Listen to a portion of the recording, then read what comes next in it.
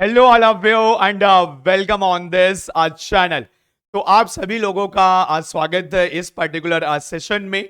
और जैसा भी आप मेरे बैकग्राउंड में देख रहे हो, एक वर्ड लिखा है आरंभ। तो ऐसा नहीं है कि मैं YouTube पे पहली बार क्लास ले रहा हूँ या ऑनलाइन से मैं फैमिलियर नहीं हूँ।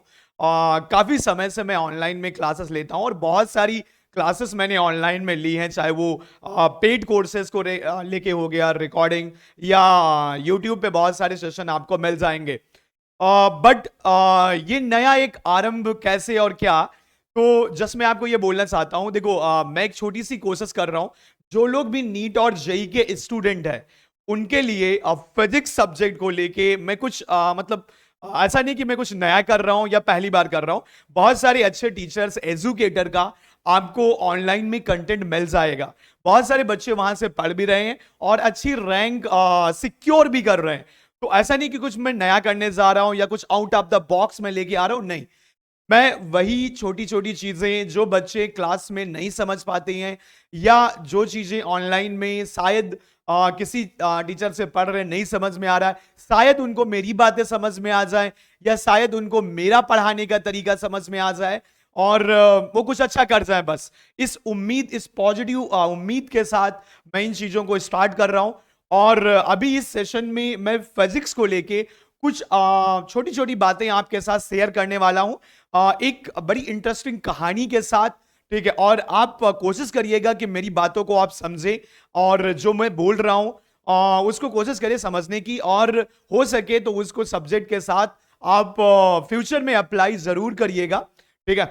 तो और बाकी जैसे जो भी मैं अभी करने जा रहा हूं क्लासेस के रिगार्डिंग, क्या मैं आपको प्रोवाइड करूंगा, कैसे करूंगा, वो सारा शेड्यूल, वो सारा सिस्टमैटिक वे में जो भी कुछ है वो आपके साथ मैं बहुत जल्दी किसी न किसी एक सेशन के माध्यम से आपको शेयर कर दूंगा कि मैं किस एरियाज पे फोकस करने वाला हूं। ठीक है। और मैं मतलब यही बोलूंगा आपसे कि बहुत अच्छी चीजें मैं लेके आ रहा हूं। बैकएंड पे बहुत सारा काम मैंने कर दिया है, थोड़ा सा मतलब समय लिया हूं, तो वो सारी चीजें आपको अभी मिलने वाली हैं। तो सीरियसली मतलब आप मेरी बातों को अभी समझिएगा। ठीक है। तो मैं जस्ट आपसे ये बोलूंगा कि चाहे वो नीट का स्टूडेंट हो या जेई का स्टूडेंट हो, जो सीरियस स्टूडेंट है, देखो जो नॉन सीरियस है उसके लिए तो कोई बात ही नहीं हो, तो सीरियस है ही नहीं। जो सीरियस स्टूडेंट है, कहीं ना कहीं वो फिजिक्स में या फिजिक्स के कॉन्सेप्ट में कुछ ना कुछ प्रॉब्लम फेस करता है। और कभी ना कभी ऐसा समय आता है जब उसको रियलाइज होता है कि फिजिक्स में मुझे और अच्छी मेहनत करने की जरूरत है। जैसे अगर मैं नीट 2026 और 25 की बात करूं, तो बहुत सारे उससे पहले लोगों का जो थॉट प्रोसेस था फिजिक्स को लेके, वो ये सोचते थे कि फिजिक्स जस्ट लाइक कि मगहब कर लीजिए बायोलॉजी एंड केमिस्ट्री की तरह और आप नीट में अच्छी रैंक ले आएंगे। बट मेरे दोस्त, 45 क्वेश्चन में से अगर आप देखेंगे तो बहुत सारा क्वेश्चन ऐसा होता था जो कॉन्सेप्चुअल क्वेश्चन होता था। अगर आपने मतलब 25 और 26 के बाद ये देखा गया कि पेपर का जो लेवल फिजिक्स का है वो बहुत अच्छा आ रहा है, तो उसको आप केवल केवल फार्मूला या रटने पे आप रिलाई नहीं कर सकते हो। या जैसे बहुत सारे लोग केवल एनसीईआरटी को प्रेफर करते थे, मैं बार बार कहता था क्लास में कि एक नीट के बच्चे को एससीवी जरूर लगानी चाहिए। अगर पूरी वो नहीं कर पाता है एससीवी, मान लीजिए लेट से कि बहुत ज्यादा मैथ उसको नहीं आती है, मैथ में प्रॉब्लम फेस करता है, तो selected topic and selected question SCV के जरूर करने चाहिए, बिकॉज उनसे हमारे कॉन्सेप्ट बिल्डअप होते हैं जिनको हम क्वेश्चन में अप्लाई कर सकते हैं। ठीक है। तो इधर 2 सालों से जो नीट का पेपर बन रहा है, एनटीए जो बना रहा है, चाहे वो री नीट का पेपर हो या 25 का पेपर हो गया, उसमें उन्होंने हमें ये सिखाने की मतलब बताने की कोशिश की है कि फिजिक्स पे आप थोड़ा और समय दीजिए।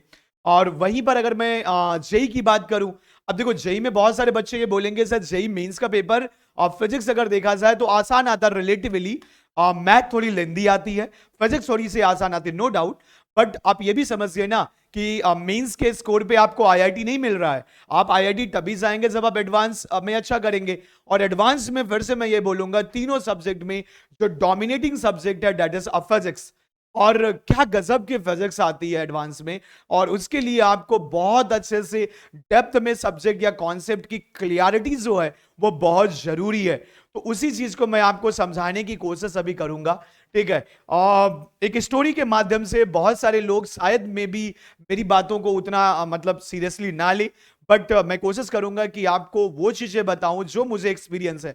ऑलमोस्ट जैसे 12 से 13 साल 14 साल मुझे हो गया पढ़ाते हुए, और बहुत सारे बच्चे अक्रॉस इंडिया मैंने जैसे पढ़ाया है, ऑनलाइन में भी पढ़ाया है। तो उन एक्सपीरियंस के बेसिस पे मैं आपको जस्ट गाइड करने की कोशिश कर रहा हूं। अगर आप मानते हो तो बहुत अच्छी बात है, और नहीं मानते हो तो फिर आप देख लीजिए अपना। तो कुछ चीजें हैं जो मैं आपके साथ शेयर करूंगा, ठीक है। फर्स्ट थिंग भाई, एंड अच्छे क्वेश्चंस, मिस्टेक कैसे हो, रेगुलर रिवीजन कैसे हो, कॉन्सेप्ट कैसे बिल्डअप करें, एंड क्वालिटी क्वेश्चन कहां से प्रॉब्लम प्रैक्टिस करें और कैसे करें, ठीक है। तो बहुत सारे बच्चों के मन में एक क्वेश्चन रहता होगा, ठीक है। एक सवाल हमेशा आपके साथ आया होगा, या आप उस सवाल को ढूंढने की कोशिश जरूर करते होगे कि जैसे ही आपने क्वेश्चन दिमाग में आया आपके, ठीक है, आपके माइंड में जैसे ही क्वेश्चन आता है, ठीक है, आपके दिमाग में जाता होगा सर कि फार्मूला क्या लगेगा, ठीक है।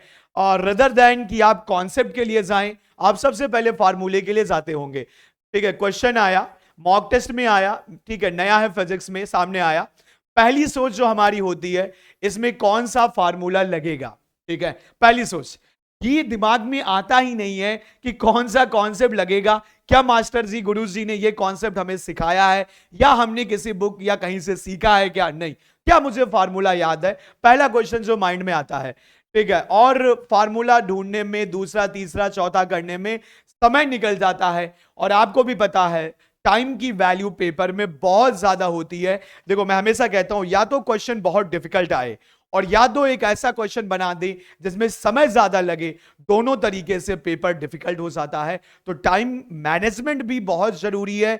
एग्जाम में बहुत सारे स्टूडेंट टाइम मैनेजमेंट की वजह से बाहर हो जाते हैं, या आप ये समझिए कि वो सही से टाइम को मैनेज ही नहीं कर पाते हैं, ऐसे क्वेश्चन के पीछे चले जाते हैं जो शायद उन्होंने नहीं पढ़ा, या जिसमें ज्यादा टाइम ले लेते हैं, फिर बाद में प्रेशर को हैंडल नहीं कर पाते हैं, और कहीं ना कहीं जाके पूरा पेपर कोलैप्स करवा देते हैं, और रैंक आना चाहिए में भी शायद वो बेटर रैंक वो नहीं देखने को मिलता है। तो प्रॉब्लम मेहनत की नहीं है, ठीक है। बहुत सारा, लिटरली बहुत सारा बच्चा बहुत हार्ड वर्क करता है, ठीक है, फिजिक्स पढ़ने के तरीके की है। मैं हमेशा बोलता हूं क्लास में कि प्रॉब्लम इस चीज की है ही नहीं कि मैं मेहनत करता हूं। अरे मेहनत तो आप करते हो, इसमें कोई डाउट ही नहीं है। बहुत सारा बच्चा मतलब लोअर बैकग्राउंड, इकोनॉमिकल पुअर होता है, वो समझता है अपनी परिवार की कंडीशन, अपनी अपने पेरेंट्स की मजबूरियां समझता है कि अगर मैंने नहीं पढ़ा, नहीं किया, तो मेरे पास और कोई ऑप्शन नहीं है। तो मेहनत तो कर रहा है, बट उसका कहीं ना कहीं तरीका गलत है, ठीक है। तो क्या तरीका होना चाहिए फिजिक्स को लेके, या फिजिक्स पढ़ने को लेके, इस चीज पे आज हम लोग चर्चा करेंगे। इस चीज को हम अभी देखेंगे, समझेंगे। बस आपकी जिम्मेदारी है, आप आखिरी तक बने रहिए, अपने दोस्तों के साथ शेयर करिए। चैनल या चीजें नई हैं तो आप हमारे मोटिवेशन को बढ़ाते रहिए, सब्सक्राइब कर दीजिएगा, बाकी लोगों के साथ शेयर कर दीजिएगा। जी हाँ, चलिए। तो अगर हम बात करें, एक स्टूडेंट है, लेट्स से कोई भी एक काल्पनिक इमेजिनरी मैं नाम ले लेता हूं, ठीक है। मैं हमेशा रामू जी को प्रेफर करता हूं। तो लेट्स से एक स्टूडेंट है रामू, ठीक है।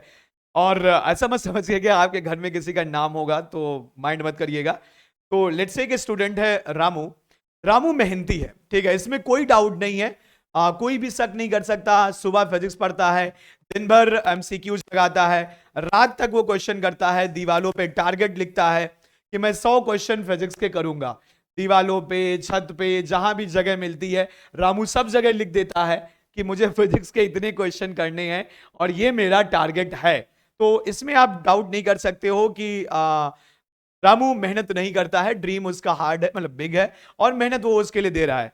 उसकी तैयारी जो है वो formula, node, MCQ and PYQs, और रिजल्ट इतना, मतलब बहुत मेहनत करता है, लेकिन मार्क्स लगभग नहीं के बराबर आते हैं। हमेशा रामू के दिमाग में चलता रहता है, मैं इतना पढ़ता हूं, मेरे बहुत सारे दोस्त घूमते हैं, ठीक है, बट उनके मार्क्स आ रहे हैं, या उतना नहीं मेहनत करते हैं जितना मैं मेहनत कर रहा हूं, बट मेरे मार्क्स नहीं आ रहे हैं, ठीक है। इसका रीजन क्या है, ठीक है, क्यों नहीं बढ़ रहे हैं? ये क्वेश्चन हमेशा रहता है, आपके साथ भी रहेगा, मेरे साथ भी रहता है, ठीक है। बहुत सारी बुकें रखता है, डिसिप्लिन है, सक्सेस, मतलब है सब कुछ उसके साथ, बट तरीका कहीं ना कहीं उसका गलत है।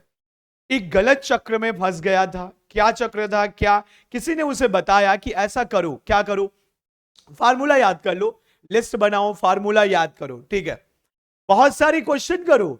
आईआईटी या एनटीए कभी ये नहीं कहता है कि आप इतने क्वेश्चन करोगे तो आपका सिलेक्शन हो जाएगा। इवन कोई भी ये गारंटी नहीं ले सकता मेरे दोस्त कि आप इतने क्वेश्चन करिए तभी आपका सिलेक्शन होगा। ठीक है, तो इस चीज को कभी आप मतलब ऐसे मत समझिए कि मैं 100 क्वेश्चन करूंगा या कोई दोस्त है मेरा 500 क्वेश्चन कर रहा है तो उसका सिलेक्शन हो जाएगा, मेरा नहीं होगा। ठीक है, तो इस बात पे डिपेंड नहीं करता है कि आप कितने क्वेश्चन करते हो। क्वेश्चन थोड़ा बदला, ठीक है, मॉक टेस्ट में कंफ्यूजन स्टार्ट हो गया, कॉन्सेप्ट अप्लाई नहीं हुआ, ठीक है, लो मार्क्स आए और कॉन्फिडेंस नीचे गिर गया। ठीक है, फिर वही ज्यादा क्वेश्चन। एक बात हमेशा ध्यान रखिएगा, ड्यूरिंग कंपटीशन सबसे इंपॉर्टेंट होता है कि आपका कॉन्फिडेंस बढ़े। इसीलिए कहा जाता है टीचर्स, पेरेंट्स, ठीक है, पेरेंट्स की भी ये जिम्मेदारी होती है, टीचर्स की भी, कि बच्चों को मोटिवेट करते रहें, उनको हमेशा बोलें कि आप बेटा कर सकते हो। देखो हर एक बच्चे का ब्रेन अलग है, हमारा काम है as a teacher, as a parents, कि बच्चों को मोटिवेट करें। अगर वो मेहनत कर रहा है तो उसका अप्रिसिएशन दे, उसको अप्रिशिएट करें, और नहीं अगर मेहनत कर रहा है तो उसको मोटिवेट करें। ये फाइंड आउट करने की कोशिश करें कि वो बच्चा कहां पर लैग कर रहा है और क्या हम उसके लिए अच्छा कर सकते हैं। क्योंकि देखो अगर आपके थोड़े से प्रयास से या मेरी थोड़ी सी मेहनत से 2-4 बच्चों का भी अच्छा हो गया तो आप यकीन मानिए उनके घर, उनके पेरेंट्स का आपने बहुत सारा मदद कर दिया है। ठीक है, तो ये बहुत जरूरी है। वो फिजिक्स पढ़ रहा था, फार्मूला कलेक्ट कर रहा था। Physics is just not like a collecting the formulas and just मगा मतलब उनको रट लेना, रटाफिकेशन, इन सब बातों पे डिपेंड नहीं करता है। आपको दिमाग खोल के आपको बिल्कुल बैठना पड़ेगा। फिर एक दिन रामू के सामने असली प्रॉब्लम आई, मतलब असली प्रॉब्लम समझ में आई कि प्रॉब्लम कहां पर हो सकता है। अब मे बी वो प्रॉब्लम रामू ने खुद आइडेंटिफाई की, या किसी अच्छे टीचर ने उसे बताया, या किसी अच्छे दोस्त ने बताया, या किसी मतलब पेरेंट्स में भी एजुकेटेड थे, उन्होंने बच्चे को समझाया, उन्होंने नोटिस किया, ऑब्जर्व किया कि कहां पर रामू गलती कर रहा था। तो रामू के सामने वो प्रॉब्लम आई जहां पर रामू मतलब प्रॉब्लम कर मतलब फेस कर रहा था। मैं क्वेश्चन सॉल्व नहीं कर रहा हूं, मैं फार्मूला ढूंढ रहा हूं। रामू को अंत में यह पता चला कि मैं केवल फार्मूला ढूंढ रहा हूं, बस कॉन्सेप्ट, क्लियरिटी, कॉन्फिडेंस कुछ नहीं है। पहचानो कॉन्सेप्ट, ठीक है, मतलब पहले क्वेश्चन पढ़ता था, अब क्या करता है, वो क्वेश्चन को पढ़ते समय कॉन्सेप्ट और सिचुएशन को समझने की कोशिश करता है, ना कि दिमाग में यह लेके आता है कि इसमें कौन सा फार्मूला लगेगा दोस्त। अब वो क्वेश्चन को जैसे ही देखता है, चाहे वो टेस्ट सीरीज में हो, चाहे वो मॉड्यूल का बुक क्वेश्चन हो गया या किसी स्टैंडर्ड रेफरेंस बुक का क्वेश्चन हो गया, वो पहले ये रिकॉल करने की कोशिश करता है कि इसमें कॉन्सेप्ट कौन सा लगेगा, मतलब उसको विजुलाइज करने की कोशिश करता है। क्वेश्चन छपा हुआ है, अप्रोच नहीं टूटती है, नतीजा, ठीक है, लाभ, एक्यूरेसी बदलती है, कॉन्फिडेंस बदला, मार्क्स आने शुरू हुए। याद रखो कॉन्सेप्ट किंग फिजिक्स में मतलब आपको कॉन्सेप्ट है मेन, ठीक है, फार्मूला एक किंग मेकर नहीं है फिजिक्स में, कॉन्सेप्ट किंग मेकर है। कितना आप विजुलाइज कर पाते हो तभी आप फिजिक्स में मास्टरी कर पाओगे, अदरवाइज फिजिक्स में आप कभी भी चीजों को मतलब उस लेवल पे लेके नहीं जा पाओगे। बिकॉज फिजिक्स डिमांड करती है कि आप उसे कितना समझ पाते हो क्लियरिटी के साथ, कितना विजुलाइज कर पाते हो, कितना माइंड में इमेजिन कर पाते हो। इसलिए कभी कभी मैं बोलता हूं क्वेश्चन को आंख बंद करके आप सोचिए, क्वेश्चन को सही से पढ़िए, गिवन डेटा देखिए। बहुत सारे क्वेश्चन को बच्चों को क्वेश्चन पढ़ना भी नहीं आता है, पेशेंस नहीं होता क्वेश्चन पढ़ते समय, घबराहट होती है, डर होता है। मेरी एक एक बात को आप समझते चलिएगा। स्टेप 1, रामू ने क्या किया, ठीक है, रामू ने क्या किया, पहला स्टेप, फार्मूले से पहले वो इस बात के लिए फोकस करना शुरू किया, वाई। ठीक है, जिस दिन आप ये करना सीख जाओगे, वाई, समय है, ठीक है, बट अगर आप वाई के लिए नहीं जाते हो, ऐसा क्यों, तो आप सीख नहीं पाओगे फिजिक्स। तो मेरा हमेशा ये मानना है पहला स्टेप आपके सामने होना चाहिए, वाई। ठीक है, कोई क्वेश्चन आया, ऐसा क्यों होगा, वाई।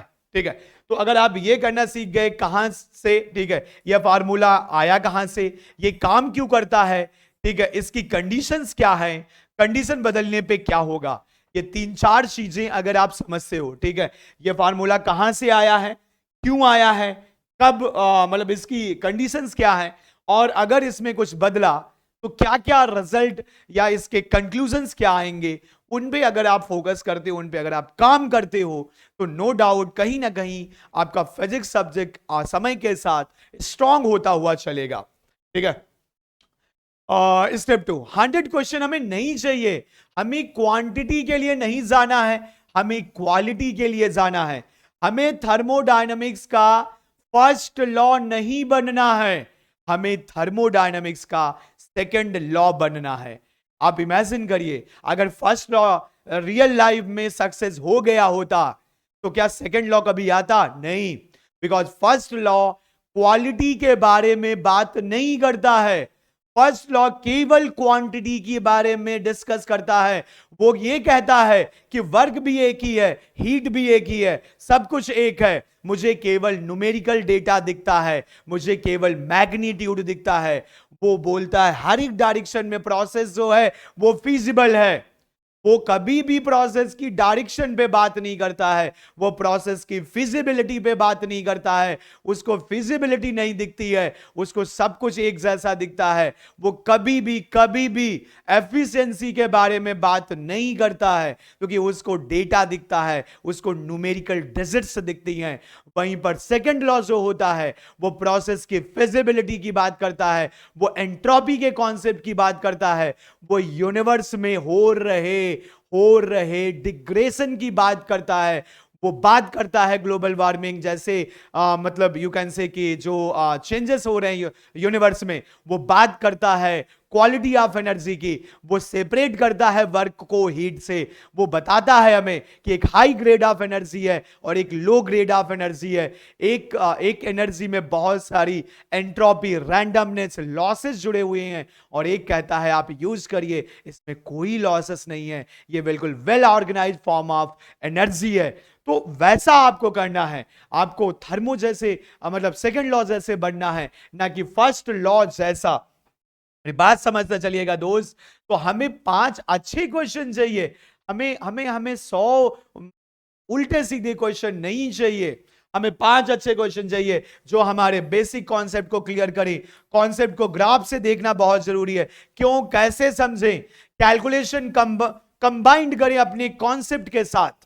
ठीक है, ऐसा नहीं है कि मतलब कैलकुलेशन आपकी पुअर है, एक्यूरेसी अच्छी नहीं है, या ग्राफ या विजुअलाइजेशन। मैं हमेशा जब भी फिजिक्स पढ़ाता हूं, मैं हमेशा एक बात पे फोकस करता हूं कि आप फिजिक्स को कितना विजुअलाइज करवा सकते हो, कितना नीट और क्लियरिटी के साथ उसके डायग्राम्स, उसके स्टेप, उसके प्रेजेंटेशन को रख सकते हो। वो एक छोटे छोटे बच्चे को, जो मतलब मीडियम बच्चा है, बिलो एवरेज बच्चा है, वो तभी उन चीजों को समझ पाएगा। क्योंकि देखो, ब्रिलियंट बच्चा, वो आपकी उसको जरूरत नहीं है, वो कर ले जाएगा, अच्छा वो समझ जाएगा। आपको एक टीचर, एक अच्छे टीचर की जरूरत है, जो बच्चा मतलब मीडियम है या बिलो एवरेज है, काश उसका कुछ भला हो जाए।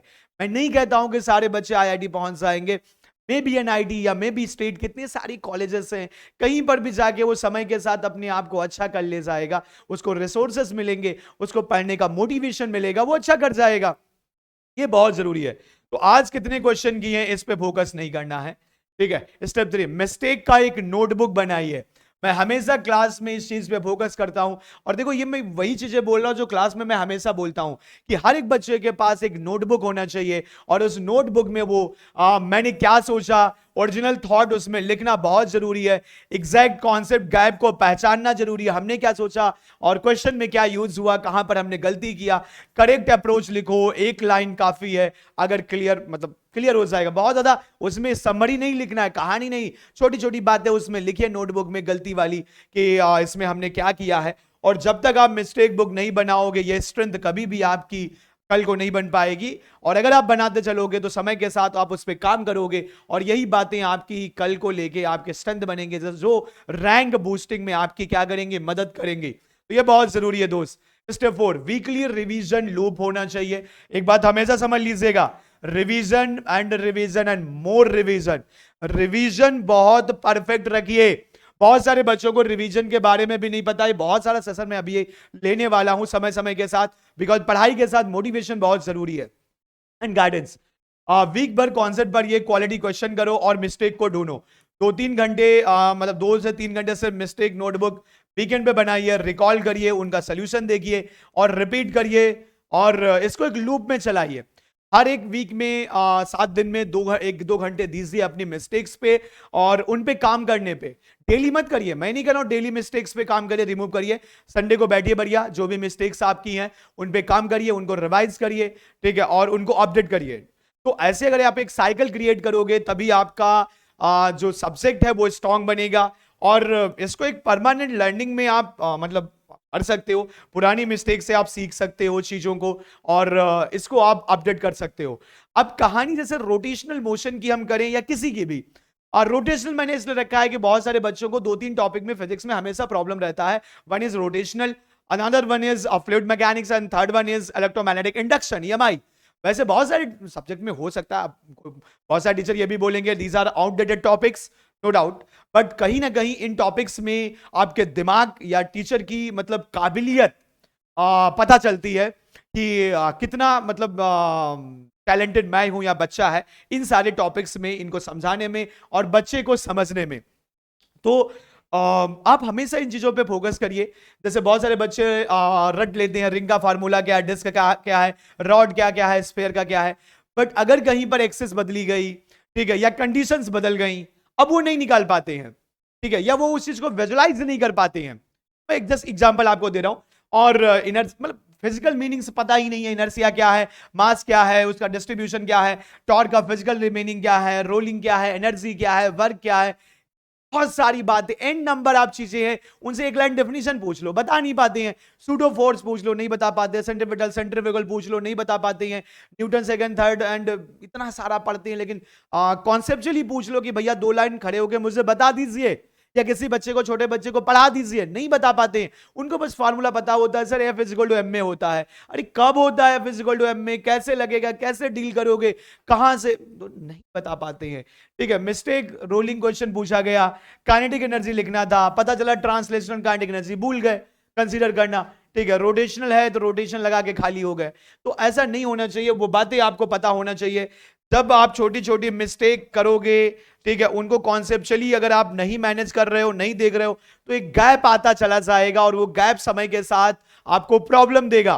ठीक है, कुछ हफ्तों बाद रामू ने ये सारे स्टेप फॉलो किए, कुछ हफ्तों बाद रामू की जो कंडीशन थी वो पहले से कुछ बेटर हो गई।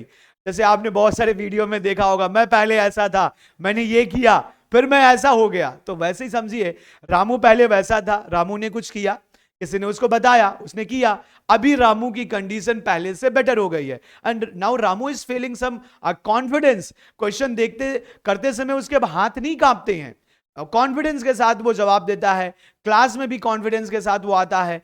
तो कहीं ना कहीं रामू की जिंदगी बदल गई है। कैसे? ये बातें करने से।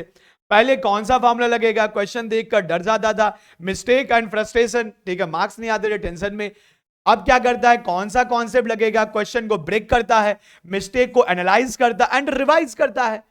क्वेश्चन को ब्रेक करना भी आना चाहिए, पार्ट वाइज, मैंने पहले ही बोला, क्लियरिटी के साथ, ठीक है, देखना है रिजल्ट। न्यू क्वेश्चन से डर नहीं लगता है, कॉन्सेप्ट कनेक्शन स्ट्रांग हो गया है, कॉन्फिडेंस तो एकदम 7वें आसमान पे है रामू का, कॉन्फिडेंस का ग्राफ ऊपर जाता जा रहा है। ठीक है, तो कहीं ना कहीं रामू ने समय के साथ बिफोर एग्जाम अपनी चीजों को बदला है और अपनी चीजों को मॉडिफाई किया है। ठीक है, अब 7 डे फिजिक्स चैलेंज शुरू करो, आप भी करो, हम भी आपके साथ हैं, आपकी मदद कर रहे हैं।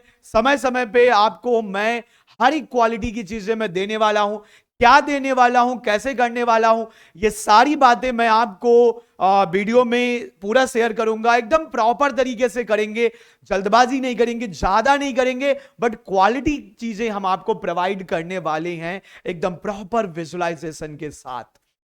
ठीक है, डे 1 से 2 7 दिन आप भी करके देखिए, इसमें कोई बुराई नहीं है। मजा आता है तो कंटिन्यू करिएगा, नहीं आता है छोड़ दीजिएगा। कॉन्सेप्ट समझो, वाई पूछो, 5 से 10 मिनट क्वालिटी, मतलब 5 से 10 क्वालिटी क्वेश्चन करिए। मैं हमेशा बोलता हूं डेली क्वेश्चन करिए 5 से 10 अच्छे। और आप यकीन मानिए यार, मान लीजिए आप 2 ईयर स्टूडेंट हो, ठीक है, आप 2 ईयर प्रोग्राम के स्टूडेंट हो, 2 ईयर स्टूडेंट हो आप, और 2 ईयर में मैं रफली अगर 20 महीने भी रखूं, 20 मंथ भी रखूं कि आपको प्रिपरेशन एंड एग्जाम देने के लिए मिलता है, और 20 मंथ में अगर मैं 20 डेज भी रखूं, तो मेरे पास नियरली 400 डेज मिलते हैं प्रिपरेशन के लिए। बाकी मैं 10 दिन हटा दिया महीने के, घूमो खाओ, मतलब और भी बहुत सारे काम रहेंगे, डेली पढ़ते थोड़ी ना रहोगे, मशीन थोड़ी ना हो। तो 400 दिन में अगर डेली तुम 5 से 10 क्वेश्चन भी पकड़ ले, मैं अगर 10 क्वेश्चन पकड़ लूं फिजिक्स में, तो 400 दिन मतलब 4000 क्वेश्चंस क्वालिटी। समझिए, 4000 क्वेश्चन फिजिक्स में, इतनी सारी क्वेश्चन अगर आपने कर लिए, भाई आपकी रैंक कोई नहीं रोक सकता है। एक अच्छी रैंक लेके आओगे लास्ट में। समझिए इस चीज को पहले। रेगुलर रेगुलर रेगुलर उस सिंसियरिटी को फॉलो करिए। डे 6 कॉन्सेप्ट एंड मिस्टेक को रिकॉल करिए एंड डे 7 रिवाइज करिए जो आपने पढ़ा है। फिर अगले दिन से शुरू करिए। मंडे को स्टार्ट करिए। मंडे ट्यूसडे को क्या करिए, कॉन्सेप्ट को समझिए। ट्यूसडे एंड वेडनेसडे को क्वेश्चन करिए, मिस्टेक्स को अपडेट करिए। मैं 2 ही दिन ले रहा हूं क्वेश्चन करने के लिए, आप यहां पर भी क्वेश्चन कर सकते हो। ठीक है, जैसे मान लीजिए आपने आज शुरू किया, नेक्स्ट वीक में आप क्या कर सकते हो कि जो पुराने टॉपिक आपने पढ़े हैं उनकी आप क्वेश्चंस कर सकते हो। ठीक है, और अगले वीक में जो वीक चल रहा होता है करंट वीक, उसमें जो आपने पढ़ा है उसको आप क्वेश्चन करिए, तो आपका ये साइकिल क्रिएट हो जाएगा। कुछ लोग बोलेंगे सर आप तो कह रहे हो हफ्ते में 2 ही दिन क्वेश्चन करिए, फिर कह रहे हो सर 400 दिन कहां से मिलेंगे। मैं ये कह रहा हूं हफ्ते में 2 दिन उन चीजों के क्वेश्चन करिए जो आपने उस हफ्ते में कॉन्सेप्ट सीखा है। बट जो पुरानी कॉन्सेप्ट आपने सीखे हैं उनको तो आप रेगुलर 7 दिन कर सकते हो। ठीक है, या 6 दिन कर सकते हो या 5 दिन, उसमें तो कोई प्रॉब्लम नहीं है। क्लियर? यही आपका फिजिक्स का सक्सेस का सिस्टम हो सकता है मेरे अकॉर्डिंग। ठीक है, मेरे एक्सपीरियंस के अकॉर्डिंग आप इन चीजों को फॉलो कर सकते हो। कॉन्सेप्ट समझिए भाई, क्वालिटी क्वेश्चन करिए, गलती को जड़ से पकड़िए और दबा के खत्म कर दीजिए। रिवीजन को फॉलो करिए, रिकॉल करिए, फॉर्मूले देखिए। ठीक है, तभी कर पाओगे concept, practice, mistake, revision and confidence. इस लूप या साइकिल को याद रखो, रट लो। आप चाहे तो जेई के स्टूडेंट हैं या नीट के, फर्क नहीं पड़ता है दोस्त, नीट या जेई। अब आपकी बारी है, मैंने पहले ही बोला है अब आपकी बारी है। अब आप इसे करना चाहिए तो कर सकते हो, और नहीं करना चाहते हो तो आप मतलब छोड़ सकते हो। एंड सॉरी फॉर जो आपने हमें देखा। ठीक है, आप फिजिक्स में वीक नहीं है, शायद आपको फिजिक्स पढ़ने का सही तरीका नहीं मिला है। ठीक है, फार्मूला कलेक्ट मत करिए, सब्जेक्ट पे वेल्डअप मतलब ध्यान दीजिए, मतलब कॉन्सेप्ट पे। आज की मेहनत कल की सफलता का राज है, और इसके अलावा कोई भी शॉर्टकट नहीं है। कोई भी टीचर, इवन गॉड भी आके आपको बोले, ब्रह्मा जी आके आपको बोले, तब भी आप अब पढ़ना तो आप ही को पड़ेगा। ठीक है, कोई जादू की छड़ी या जादू का वो नहीं है कि आपको दिया और आप चालू हो गए और खत्म हो गया। नहीं, मेहनत करना है। विदाउट मेहनत कुछ नहीं कर पाएंगे, तो मेहनत करिए, उसी बात को समझिए। ठीक है, नो डाउट बहुत सारे बच्चे कर भी रहे हैं, और मैं आपसे यही कहूंगा कि आपको यहां से क्या मिलने वाला है, ये सारी बातें मैं आपको मतलब देखो, अभी तो मैं आपसे कह रहा हूं कि कॉन्सेप्ट तो आपको बिल्कुल तगड़े वाले मिलेंगे, बिकॉज मेरा प्राइमरी फोकस हमेशा रहता है कॉन्सेप्चुअल विजिबिलिटी, कि कॉन्सेप्ट दिखते हैं तभी आप क्वेश्चन कर पाओगे, सब्जेक्ट मतलब कॉन्फिडेंस दे पाओगे, अदरवाइज नहीं। देन जेई के मेंस के प्रॉब्लम तो आपको मिलने वाले, एडवांस के प्रॉब्लम मिलने वाले हैं, नीट एग्जाम के स्ट्रेटेजी साथ में प्रॉब्लम भी मिलने वाला है, एकदम प्रॉपर विजुअलाइजेशन का मतलब कॉन्सेप्ट, क्वालिटी क्वेश्चन एंड उनका प्रैक्टिस आपको अलग अलग बुक से, जो अच्छी अच्छी बुक्स हैं, चाहे फिजिक्स में जेई एडवांस के लिए जाएं तो यूरोडो हो गया, या थोड़ा सा इजियर साइड आए तो एससी वर्मा हो गया, या अनुराग मिश्रा सर की बुक हो गई, या आपकी फिजिक्स गैलेक्सी हो गया, आशीष सर का बुक हो गया, शशि भूषण तिवारी सर की बुक हो गई, या और भी बहुत सारी बुक आपकी वहां से आपको क्वेश्चंस मिलेंगे। ठीक है, उन सारे क्वेश्चन मतलब बुकों से जो अच्छे क्वेश्चन हो सकते हैं, ठीक है, वो क्वेश्चंस मैं लेके आऊंगा, आपको प्रैक्टिस करवाऊंगा समय समय के साथ। वैसे ही नीट में भी जो आपकी एनसीईआरटी हो गई, या नीट के लिए और भी जो बढ़िया बुक्स हैं वो अपन देखेंगे। और नीट के लिए मैं ये बोलूंगा, जेई के जो मेंस के क्वेश्चन है पीवाईक्यूज, वो जरूर करिए, और उनको मैं करवाने भी जा रहा हूं, तो वो नीट के लिए बहुत इंपॉर्टेंट है। एनएससीवी के जो सिलेक्टेड क्वेश्चंस है वो इंपॉर्टेंट है, एनसीईआरटी के क्वेश्चंस हो गए, या उसे कॉन्सेप्ट लाइन बाय लाइन, वो सारा मैं आपको दूंगा। ठीक है, तो वो सारी बातें आपको मिलने वाली हैं। तो इस उम्मीद के साथ जो है मैं इन चीजों को स्टार्ट कर रहा हूं, और ये पहला मतलब वीडियो इसीलिए मैंने बनाया है कि कैसे पढ़ना है और मुझे कैसे पढ़ाना है। ठीक है, तो वो बातें पहले क्लियर हो जाए, फिर अपन आगे चीजों को स्टार्ट करें। आपके लिए क्या करना है, आई एक्सपेक्ट टू यू, हम आपसे क्या उम्मीद करते हैं। ठीक है, कंसिस्टेंट रहना है, थोड़ा थोड़ा पढ़ना है, एक्टिवली आपको पढ़ना है, नोट्स बनाना है, और मैं नोट्स टेलीग्राम पे आपको दे दूंगा, बट मैं आपको ये बोलूंगा कि आप नोट्स अपने बनाइए अपनी हैंड राइटिंग में, बिकॉज जब आप लिखेंगे तो बहुत सारी चीजें लिखते समय भी क्लियर हो जाती हैं। ठीक है, डेली प्रैक्टिस क्वेश्चन भी आपको मिलेंगे, जो कि आपके असली आप ये बोलो वेपन है, एनालाइज मिस्टेक, गलती ढूंढना है, ठीक है, पेशेंस रखना है और प्रोसेस में लगे रहना है। हाँ, मैं आपसे क्या मैं उम्मीद करता हूं रिवर्स में क्या, कि आप चैनल को सब्सक्राइब कर दीजिए, बेल आइकन को प्रेस कर दीजिए, वीडियो को लाइक करिए, सपोर्ट करिए जितना आप कर सकते हो। और कोई भी आपके दिमाग में कमेंट चल रहा है, अच्छा है, बुरा है, पॉजिटिव है या नेगेटिव है, आप कमेंट कर सकते हो, ठीक है। उसको लेके मैं कभी भी माइंड नहीं करूंगा, बिकॉज आपकी निगेटिव कमेंट से भी मुझे बहुत कुछ सीखने का मौका मिलेगा, ठीक है। और समय के साथ मैं आपको क्वेश्चन जैसे कुछ करवाऊंगा, कुछ आपको करने के लिए दूंगा, तो वो कमेंट में आप उनके आंसर भी दे सकते हो, ठीक है, उनको आप समझ सकते हो। तो जो भी आप मतलब कर रहे हो, तो उस पे मुझे थोड़ा सा और बस इंक्रीज करना है, और हम दोनों साथ में ग्रो करेंगे, मैं भी ग्रो करूंगा, मेरा भी प्रॉफिट होगा, ठीक है, लोग मुझे जानेंगे, और आपको आपके कॉन्सेप्ट क्लियर होते चलेंगे, आपको अच्छे अच्छे क्वेश्चन करने का मौका मिलेगा। तो इस सारी उम्मीद के साथ ठीक है, ये मेरा नंबर है, पर्सनल नंबर है, आप इस पे व्हाट्सअप कर सकते हो, ठीक है। कोई भी आपकी प्रॉब्लम है तो आप बोल सकते हो। नंबर जो है 7073442604 है, ठीक है। तो फिर से मैं यही बोलूंगा, मिलते हैं अगले सेशन में, और बड़े अच्छे अच्छे कॉन्सेप्ट, अच्छे अच्छे क्वेश्चन के साथ मैं चीजों को लेके आऊंगा, और मैं कोशिश करूंगा कि मेरी वजह से कुछ बच्चों का मदद हो जाए, उनको कुछ समझ में आ जाए, शायद उनका एग्जाम में रैंक आ जाए, तो मैं अपने आप को मानूंगा कि मैंने अच्छा काम किया है, ठीक है। सो मिलते हैं, टेक केयर, बाय बाय।